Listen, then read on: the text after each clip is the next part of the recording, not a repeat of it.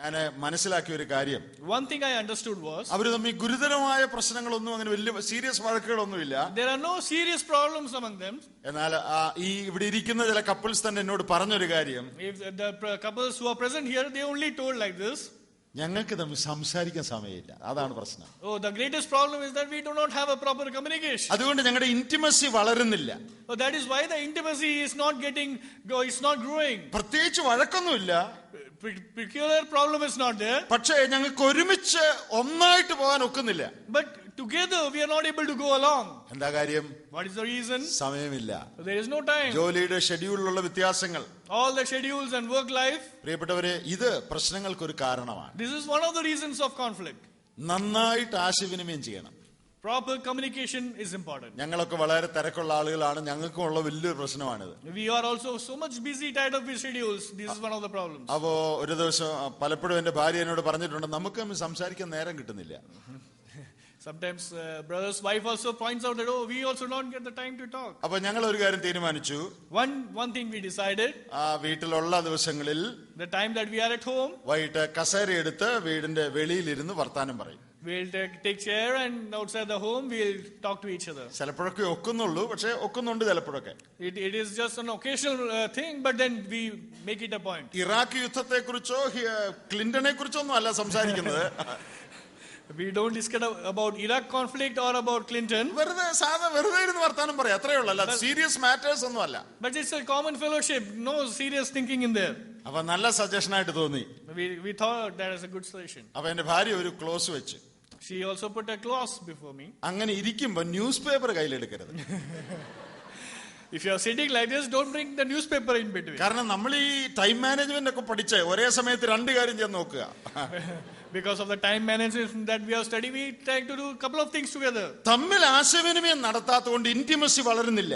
If there is no proper communication, there is no intimacy that is being growing. പാല് മേടിച്ചോ phone bill അടച്ചോ ആശയവിനിമയം ഉണ്ട്, അതില്ലെന്നല്ല. There is a communication that, oh, this bill has been paid, this bill has been paid. പക്ഷേ ഹൃദയം തുറന്ന് സംസാരിക്കാൻ സമയമില്ല. But to pour out your heart, there is no time. അതുകൊണ്ടാണ് സംഘർഷങ്ങൾ വർദ്ധിക്കുന്നത്. And that is why these conflicts arise. പിന്നെ സംസാരിക്കുമ്പോൾ തന്നെ ധൃതിയിലായിരിക്കും സംസാരിക്കുന്നത്. And when we talk with a lot of haste.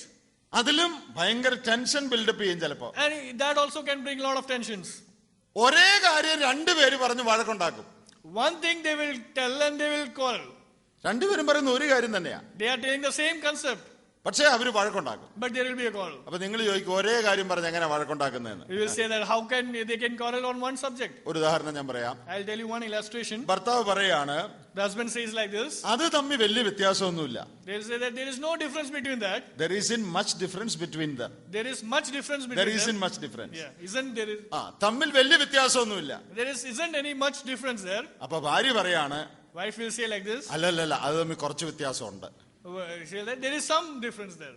ഇത് രണ്ടും ഒന്നാ അവര് പറയുന്നത്. Both they are referring to the same thing. ഭർത്താവ് പറഞ്ഞ അത് തമ്മിൽ വലിയ വ്യത്യാസം ഇല്ലെന്ന്. Husband said that there is no much difference there. ഭാര്യ പറഞ്ഞു, അല്ലല്ല, അത് തമ്മിൽ കുറച്ച് വ്യത്യാസം ഉണ്ടെന്ന്. Wife is saying there is some difference. ഇത് പറഞ്ഞ് വഴക്കുണ്ടാക്കുക. And they quarrel along. അത് എന്തുകൊണ്ടാണെന്നറിയാമോ? Communication ശരിയാകുന്നില്ല. The reason is there is lack of proper communication. അതിനെക്കുറിച്ച് കൂടുതൽ നിങ്ങൾ പുറകെ കേൾക്കും. Later on you will see that. ഭാര്യയും ഭർത്താവും ഒരുമിച്ച് പ്രാർത്ഥിക്കാൻ ദൈവസന്നിധിയിൽ ഇരിക്കണം. Husband and wife should sit together to pray before God. ഞങ്ങളുടെയൊക്കെ ജീവിതത്തിൽ വളരെ സ്ട്രഗിൾ ചെയ്യുന്ന ഒരു കാര്യമാണത്. That's a great struggle that we are looking in our lives. പക്ഷേ സ്ട്രഗിൾ ചെയ്താണെങ്കിലും ഒരു സമയം ഉണ്ടാക്കിയേ പറ്റൂ. But even if it is a struggle, we need to look out for time for that. മൂന്നാമത്തെ സംഘർഷത്തിലുള്ള ഒരു കാരണം, Third reason for the conflict is തെറ്റായ മുൻഗണനകൾ. wrong priorities. ഭാര്യയ്ക്ക് കൊടുക്കേണ്ട സ്ഥാനം കൊടുക്കാതിരിക്കുക, ഭർത്താവിന് കൊടുക്കേണ്ട സ്ഥാനം കൊടുക്കാതിരിക്കുക. The right place or due time or place we are not giving for the husbands and wife each other. ഒന്നാമത് ദൈവം, അത് നമുക്കറിയാം, അതാണ് priority. First priority is God. രണ്ടാമത് കുടുംബം. Second is family. മൂന്നാമതാണ് ബാക്കി കാര്യങ്ങൾ. Third is others. നമ്മുടെ ജീവിതത്തിൽ മുൻഗണനയിൽ തെറ്റ് വരുന്നതുകൊണ്ടാണ് സംഘർഷം ഉണ്ടാകുന്നത്. In our life also, because of certain wrong priorities, there are conflicts. പല ഭാര്യമാരും പറയുന്നത്, Certain wives tell like this. എന്നേക്കാൾ പുള്ളിക്ക് പ്രധാനം പുള്ളിയുടെ കൂട്ടുകാരാണ്. His friends are more valuable than compared to me. ഇവിടെ ആ പ്രശ്നമുണ്ടോ? Is there a problem there? പലയിടത്തും ഉണ്ട്. There are many problems. എന്നോട് ഒരിക്കൽ ഒരു ഭാര്യയും ഭർത്താവും നിൽക്കുമ്പോൾ ഭാര്യ പറഞ്ഞു, One time when the husband and wife together, they were standing, the wife said like this. ഇദ്ദേഹത്തിന്, അതായത് ഭർത്താവിന്റെ അനിയനോടാണ് എല്ലാ കാര്യവും ചോദിക്കുന്നത്. My husband will always share all the things to his brother, എന്നോട് അത്രയും പറയത്തില്ല. but he will not share it to me. അപ്പോ അത് ആ ഭാര്യയ്ക്ക് വളരെ പ്രയാസമായി. So it's a great hurt or a worry for her. എന്നേക്കാൾ പുള്ളിക്ക് പ്രധാനം പുള്ളിയുടെ ബ്രദറാണ്. For him, his brother is more important than compared to me. Priority തെറ്റിയിരിക്കുക. A wrong priority. ചിലർക്ക് സഭയിലെ സഹോദരന്മാർ അവരുമായിട്ടുള്ള അടുപ്പം, അതാണ് വീട്ടിൽ ഭാര്യയായിട്ടുള്ള അടുപ്പത്തേക്കാൾ പ്രധാനം. For some, the church members are more valuable or more important than the wife. അത് ശരിയായൊരു കാര്യമല്ല. That is also not correct. ഒരു സിമ്പിൾ ക്വസ്റ്റ്യൻ നമുക്ക് എല്ലാവർക്കും നമ്മോട് തന്നെ ചോദിക്കാം. A simple question that we can ask ourselves. എന്റെ ജീവിത പങ്കാളിയാണോ എന്റെ ഏറ്റവും അടുത്ത front? Is it by the life partner, my closest friend? ആ ആളുടെ കൂടെ സമയം ചെലവഴിക്കുന്നതാണോ എനിക്ക് സന്തോഷം, അതോ മറ്റുള്ളവരുടെ കൂടെ സമയം ചെലവഴിക്കുന്നതാണോ? Is it spending time with my life partner more valuable than others? എന്നെ കൂടാതെയും പുള്ളിക്ക് മാനേജ് ചെയ്യാം എന്നൊരു ചിന്തയാണോ നിങ്ങളുടെ ഭാര്യയ്ക്ക് നിങ്ങളെ കുറിച്ചുള്ളത്? Are the wife having a thinking that without her you are able to manage or having a better life? ഞാനില്ലേലും പുള്ളിക്ക് friends ഒക്കെ ഉണ്ടല്ലോ, അത് മതി എന്നാണോ? Oh, even if I am not there, there are his friends for him. That is the thinking. അങ്ങനെ ഒരിക്കലും ആവാൻ പാടില്ല. That should not be the event. എന്നേക്കാൾ പുള്ളിക്ക് പ്രധാനം പുള്ളിയുടെ ജോലിയാ. Oh, his work is more important compared to me. അങ്ങനെ ഭാര്യയ്ക്ക് ഒരിക്കലും തോന്നാൻ പാടില്ല.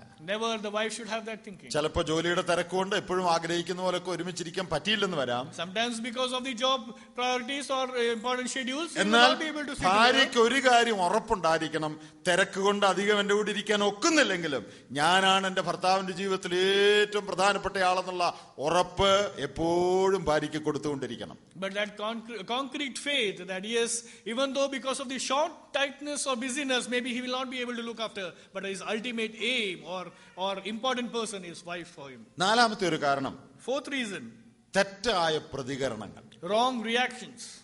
നമ്മൾ ഒരു കാര്യത്തോട് പ്രതികരിക്കുന്നത് തെറ്റിപ്പോയാൽ അത് സംഘർഷത്തിൽ കലാശിക്കും. If the way we react, if we are going to react in a very wrong manner, it may lead to conflicts. സദൃശവാക്യം 15 ഒന്നാമത്തെ വാക്യം, Proverbs 15 and verse 1, 29 11 വാക്യം, 29 and 11, ആ വാക്യങ്ങളൊക്കെ പറയുന്ന ഒരു സത്യം ഇതാണ്: it speaks one truth.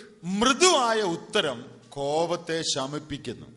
Very haste or reply in anger will bring more anger. നമ്മുടെ കുടുംബജീവിതത്തിൽ പല പ്രശ്നങ്ങളും ഉണ്ടാകുന്നത് നാം പ്രതികരിച്ചതിലെ പെശകുകൊണ്ടാണ്. Most of the problems or conflicts arise in our life is because the way how we react. ഭാര്യ ഒരു മനപ്രയാസം ഭർത്താവിനെ കുറിച്ച് പറഞ്ഞെന്ന് വിചാരിക്കുക. Say a wife shares some worry to his നിങ്ങളുടെ ജോലിയാ നിങ്ങൾക്ക് ഏറ്റവും പ്രധാനം. she may say that your work is more important to you. അതിനോട് ഇനി ഭർത്താവ് എന്ത് മറുപടി പറയുമെന്നുള്ളത് അനുസരിച്ചിരിക്കും അടുത്ത ആ വീട്ടിലെ 2 മണിക്കൂർ.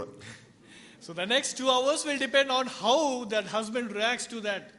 റിയാക്ഷന്റെ പ്രത്യേകത പ്രാധാന്യം ഞാൻ പറയാം. I am drawing out the importance of how you react. അപ്പൊ ഭർത്താവിന് എന്ത് മറുപടി പറയാം? What can he say? ഭർത്താവ് പറയാണെന്ന് വിചാരിക്കുക. Let's say if he says like this, പിന്നെ എല്ലാ മാസവും വയറ്റിലോട്ട് വല്ലതും പോണേ, ഓഫീസിൽ ഇരുന്ന് ജോലി ചെയ്യണം, നിന്നെ നോക്കിക്കൊണ്ടിരുന്നാൽ വയറ്റിലോട്ടൊന്നും ചെല്ലുകയില്ല.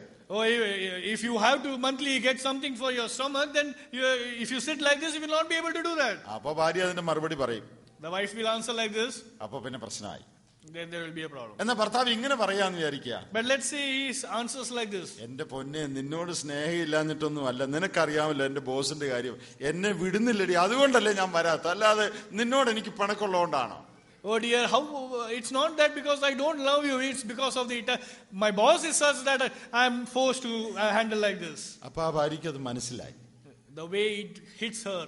ഒരു കാര്യത്തോട് എങ്ങനെ പ്രതികരിക്കുന്നു എന്നുള്ളതാണ് പ്രശ്നം ഉണ്ടോ ഇല്ലയോ എന്ന് തീരുമാനിക്കുന്നത്. So it depends on how you react to certain problems. It depends upon the way forward. ചിലപ്പോൾ നമ്മോട് വളരെ ദേഷ്യപ്പെട്ടായിരിക്കും നമ്മുടെ ഭർത്താവിന് കാര്യം പറയുന്നത്. Maybe he will be responding in wrath certain things. അപ്പോ അയ്യോ അങ്ങ് ക്ഷമിക്കേ, ഞാൻ അറിയാതെ പറഞ്ഞു പോയതാ, ക്ഷമിക്കേ എന്ന് പറഞ്ഞാൽ ആ പ്രശ്നം തീർന്നു. If you ask forgiveness, that problem ends there. ഞാൻ പറഞ്ഞത് എങ്ങനെ പ്രതികരിക്കുന്നു അത് പ്രധാനമാണ്. How you react is very important. നമ്മുടെ ജീവിതത്തിൽ പ്രശ്നങ്ങൾ ഉണ്ടാകുന്നത് ശരിയായി പ്രതികരിക്കാത്തത് കൊണ്ടാണ്. Because there are reasons why conflicts arise is because we react wrongly. സ്നേഹത്തിൽ സത്യം സംസാരിക്കാൻ നാം പഠിക്കണം. We should be learning to tell truth in love. പ്രിയപ്പെട്ടവരെ, നമ്മള് ചിലപ്പോ ഈ കാര്യത്തിൽ തെറ്റ് വരുത്തും. There will be Sometimes we may be wrong in our speaking. ചിലപ്പോൾ തെറ്റായി ദേഷ്യപ്പെട്ടെന്നിരിക്കും. We may be angry wrongly. അങ്ങനെ തെറ്റ് വരുത്തിയ If we are wrong or reacting like this, നാം ഉടനെ അതിന് ക്ഷമ ചോദിക്കണം. we should be always willing to ask forgiveness. അയ്യോ, ഭാരതീയ ഭർത്താക്കന്മാർ ഭാര്യമാരോട് ക്ഷമ ചോദിക്കുകയോ? Oh, does that Indian husbands really ask forgiveness? പിന്നെ ജീവിച്ചിരുന്നിട്ട് എന്താ കാര്യമെന്നാ ചില ഭർത്താക്കന്മാരുടെ വിചാരം. They think that then what is the purpose of living? That is how they react. We are primarily Christian husbands, not just Indian husbands. നാം കേവലം ഭാരതീയ ഭർത്താക്കന്മാരല്ല, നാം വിശ്വാസികളായ ഭർത്താക്കന്മാരാണെന്ന് നാം ഓർക്കണം. We should remember that we are primarily Christian husbands rather than just Indian husbands. ഞാൻ ഒടുവിലായിട്ട് ഒരു കാര്യം കൂടെ പറയട്ടെ. Let me say one more thing. സംഘർഷങ്ങൾ ഉണ്ടായാൽ എങ്ങനെയാണ് അതിനെ കൈകാര്യം ചെയ്യേണ്ടത്? Let's see if there is a conflict, how we resolve that. നാം ഒന്നാമത് അതിനെ അഭിമുഖീകരിക്കണം. First fact is that we should face it through. ഒരു പ്രശ്നമുള്ളപ്പോ ഒരു പ്രശ്നവും ഇല്ലെന്ന് ആക്ട് ചെയ്ത് നടക്കരുത്. If there is a problem, don't act if there is no problem there. പ്രശ്നങ്ങളിൽ നിന്ന് ഓടി അകലരുത്. Don't run away from the problems. അതിനെ അഭിമുഖീകരിക്കണം. Face up to it. അഭിമുഖീകരിക്കാൻ നമുക്ക് സാധാരണതയിൽ ഗട്ട്സ് ഇല്ല. Normally we don't have the guts to face that. നമുക്കറിയാം, കുടുംബത്തിൽ ഒരു പ്രശ്നം ഉണ്ടായാൽ അതിനെ അഭിമുഖീകരിക്കാൻ അത്ര എളുപ്പമല്ല. We know that to face that, if there is a problem in the family, it's not so easy. അതിനെന്ത് ചെയ്യണം? What should we do? അതിനല്ലേ കർത്താവ് ഉള്ളത്. That is why Lord is there. കർത്താവേ, നീ ഞങ്ങളെ സഹായിക്കണേ. Oh Lord, enable us. ഇതൊന്ന് പറഞ്ഞു തീർക്കാൻ സഹായിക്കണേ. Oh, enable us to solve this. ശരിയായി റിയാക്ട് ചെയ്യാൻ എനിക്ക് കൃപ തരണേ. Oh Lord, give me the grace to react correctly. പ്രിയപ്പെട്ടവരെ, നമുക്ക് കർത്താവ് ഉള്ളത് കൊണ്ട് ഏത് കാര്യത്തിന്റെ സഹായത്തിനും കർത്താവിന്റെ അടുത്ത് ചെന്നാൽ മതി. Because we have a Lord, for whatever problems we can go to Him. കർത്താവേ, ഇത് അഭിമുഖീകരിക്കാനുള്ള ധൈര്യം എനിക്ക് തരണേ. Oh Lord, give me the strength to face up. പ്രാർത്ഥനയോടുകൂടെ ആ കാര്യത്തെ അഭിമുഖീകരിക്കുക. With prayer, face that fact. രണ്ടാമത്, second, പ്രശ്നം പരിഹരിക്കാൻ മുൻകൈ എടുക്കണം. take the initiative to solve that problem. ഭർത്താവ് ലീഡർ എന്നുള്ള നിലയ്ക്ക് ഭർത്താവാണ് മുൻകൈ എടുക്കേണ്ടതെന്നാണ് എന്റെ അഭിപ്രായം. Normally, husband being the leader should take the lead. ഇനി അങ്ങനെയല്ല, ഭാര്യ പ്രശ്നം തീർക്കാൻ മുൻകൈ എടുക്കുന്നതിൽ ഒരു തെറ്റുമില്ല. But it's not wrong that the wife takes the initiative to solve the problem. അവൾ ആ തെറ്റ് ചെയ്ത് അതുകൊണ്ട് അവൾ മുൻകൈ എടുക്കട്ടെ എന്ന് ആരും പറയരുത്. Don't tell that, oh, because she did the wrong, she should take the initiative. ദൈവവും മനുഷ്യനുമായിട്ടൊരു പ്രശ്നം ഉണ്ടായപ്പോ, when there was a problem between God and man, ദൈവത്തിന്റെ ഭാഗം ശരിയും നമ്മുടെ ഭാഗം തെറ്റുമായിരുന്നു. God was correct and we were wrong. പക്ഷേ ശരിയായ ഭാഗക്കാരനായ ദൈവമാണ് ആ പ്രശ്നം പരിഹരിക്കാൻ ഇനിഷ്യേറ്റീവ് എടുത്തത്. But Lord took the initiative even though he was correct. അതാണ് നമ്മുടെ മാതൃക. That is what our inspiration is. ഭർത്താവ് മുൻകൈ എടുക്കട്ടെ എന്ന് വിചാരിച്ച് ഭാര്യ ഇരിക്കരുത്. Wife should not say saying that he should take the lead. അവളല്ലേ ആദ്യം ദേഷ്യപ്പെട്ടത്, അതുകൊണ്ട് അവൾ പറയട്ടെ എന്ന് വിചാരിച്ച് ഭർത്താവും ഇരിക്കരുത്. Nor the husband should think that no, because of her the problem came, she should take the lead. രണ്ടുപേരും മുൻകൈ എടുക്കണം. Both should take the initiative. മൂന്നാമത്തെ പടി, third step is, എന്താണ് പ്രശ്നമെന്ന് ഡിഫൈൻ ചെയ്യണം.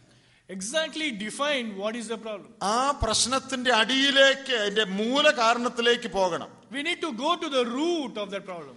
ആ എന്താണ് കാര്യം എന്നുള്ളത് തുറന്ന് സംസാരിക്കണം. We need to openly speak out what is the problem. മനസ്സിൽ ഒന്നും വെച്ചുകൊണ്ട് വേറെ പറയരുത്. Keeping something in our heart and telling something different should not be that. ആ ആളെ അറ്റാക്ക് ചെയ്യാതെ ആ പ്രശ്നത്തെ അറ്റാക്ക് ചെയ്യണം. Rather than attacking the person, you attack the problem. നമുക്കുള്ള ഒരു വലിയ പ്രശ്നം, ഇത് മലയാളികളുടെ പ്രശ്നമാണോ എന്ന് അറിഞ്ഞുകൂടാ, പക്ഷെ മലയാളികൾക്ക് പ്രശ്നമുണ്ട്. Normally what the problem that we Malayalis or say generally the humans have, പ്രശ്നത്തെ അറ്റാക്ക് ചെയ്യാതെ ആളെ അറ്റാക്ക് ചെയ്യും. they attack the person rather than the problem. അല്ലേലും നിന്റെ വീട്ടിൽ എല്ലാരും അങ്ങനെ. Your family is like that. ആ ഒരു വാചകം മതി അടുത്ത ഒരാഴ്ച പോയി കിട്ടാൻ. That sentence is enough for 1 week to go off. അപ്പൊ എന്റെ വീട്ടിൽ എന്റെ അപ്പനെയും അമ്മയും എന്റെ വീട്ടുകാരെയും എല്ലാം നിങ്ങൾ ചീത്ത പറഞ്ഞു. So you have drawn out my family in this problem. അപ്പൊ ഒറിജിനൽ പ്രശ്നത്തിൽ നിന്ന് മാറി ഇപ്പം കുടുംബത്തിലെ വേറെ പ്രശ്നമായി. So the problem has taken a higher flight and going into a family background. അതുകൊണ്ട് ആളുകളെ ചീത്ത പറയരുത്. Don't attack the person. നിങ്ങൾ തമ്മിൽ ഇപ്പോൾ പ്രയാസം ഉണ്ടാകാനുള്ള കാരണത്തെയാണ് അറ്റാക്ക് ചെയ്യേണ്ടത്. But you should attack the problem which has created a conflict among you. ആളെ അറ്റാക്ക് ചെയ്യരുത്. Don't attack the person. നീ അല്ലെങ്കിലും അങ്ങനെയാണ് എന്നൊരിക്കലും പറയരുത്. Don't say, oh, you are always like that. നീ എന്തുകൊണ്ടാണ് അങ്ങനെ പെരുമാറിയത് എന്നാണ് കണ്ടുപിടിക്കാൻ ശ്രമിക്കേണ്ടത്. But find out why you reacted like that. അതുകൊണ്ട് ഡിഫൈൻ ദ പ്രോബ്ലം ആൻഡ് ആ വസ്തുതയെ നേരിടുക, ആളെ അധിക്ഷേപിക്കരുത്. So what you should do is define the problem, go to the root. Don't attack the person but attack the problem. Open ആയിട്ട് ആ കാര്യം സംസാരിച്ച് കഴിയുമ്പോൾ once you open out that thing, ന്യായീകരിക്കാൻ ശ്രമിച്ചുകൊണ്ടിരിക്കരുത്. Don't try to reason it out. ഞാനാണ് ശരിയെന്ന് വരുത്താൻ മനഃപൂർവ്വം ശ്രമിച്ചു